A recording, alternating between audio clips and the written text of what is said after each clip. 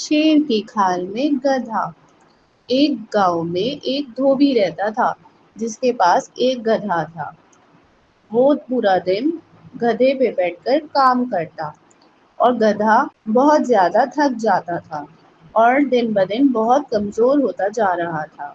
دھوبی کے پاس اتنے پیسے نہ تھے کہ وہ گدھے کو بہت اچھا کھانا کھلاتا، اس لیے وہ بیمار رہنے لگا۔ ایک دن دھوبی اپنے کام سے جا رہا تھا کہ اسے ایک مرا ہوا شیر ملا۔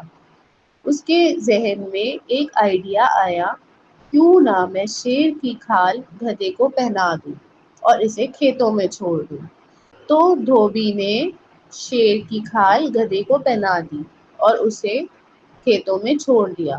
جب کسانوں نے شیر کو دیکھا تو ڈر کر بھاگ کھڑے ہوئے اور گدھے نے کھیتوں میں سے بہت اچھے سے کھانا کھایا۔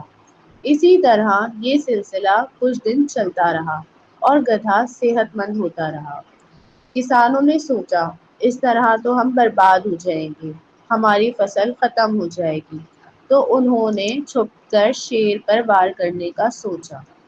جب انہوں نے دیکھا کہ یہ تو ساری فصلیں کھا رہا ہے، یہ کیسا شیر ہے، اور پھر انہیں جب اندازہ ہوا کہ یہ شیر کی کھال میں چھپا ہوا گدھا ہے تو انہوں نے گدھے کی بہت پٹائی کی، اتنا مارا کہ گدھا مر گیا۔ دوسرے دن جب دھوبی اپنے گدھے کو لینے آیا تو اس نے دیکھا گدھا مرا پڑا ہوا ہے، تو اسے اپنے غلط کام پر بہت افسوس ہوا۔